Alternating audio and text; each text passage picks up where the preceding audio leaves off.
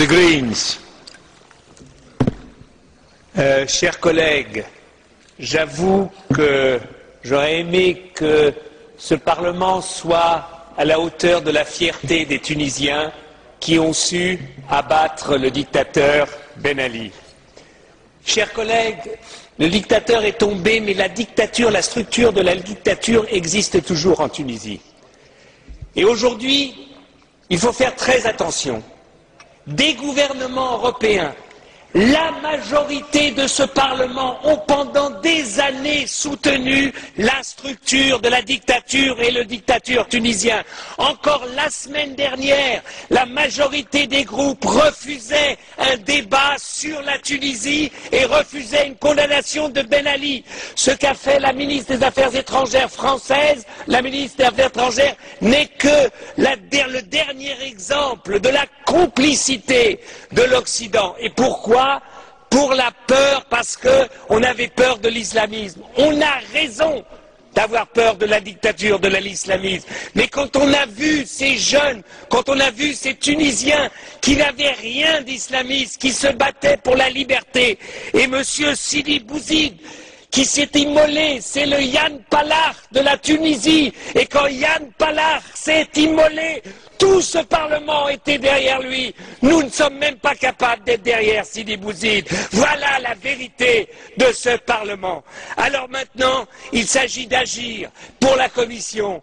Il s'agit simplement de dire une chose, de dire aux Tunisiens, une élection démocratique dans un pays qui vient de sortir de la dictature ne se fait pas en 2 mois. Il n'y a pas une base de démocratie. La liberté d'expression, les médias, les radios, la télévision n'existent pas. Il n'existe qu'une imprimerie d'État. C'est pour cela que je demande à la Commission qu'elle prenne l'argent de l'accord d'association et qu'elle mette cet argent au service de la liberté d'expression en Tunisie et non pas au service d'organisations gouvernementales tunisiennes. Deuxièmement, le gouvernement de transition n'est pas un gouvernement d'unité nationale. Pourquoi ? Parce que la majorité de ceux qui sont battus ou qui sont en exil ne sont pas encore rentrés, ne sont pas reconnus.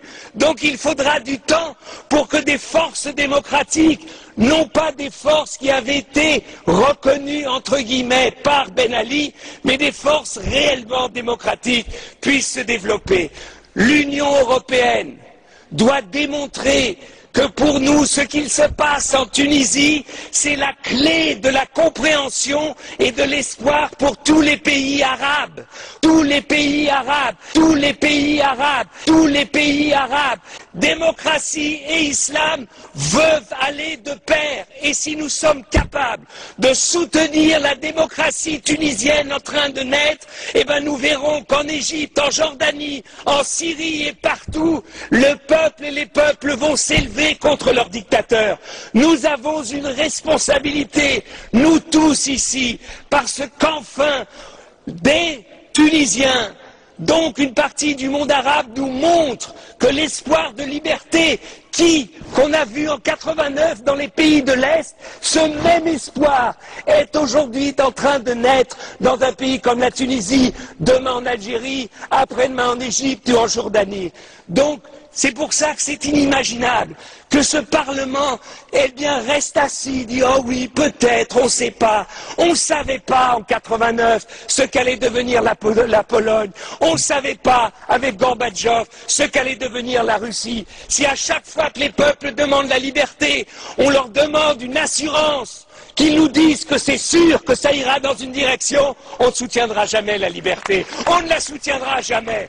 Et c'est pour cela que je demande à la Commission, bougez, donnez, montrez aux Tunisiens que maintenant la réelle politique, c'est la politique de soutien à la démocratie et non plus à la structure de la dictature.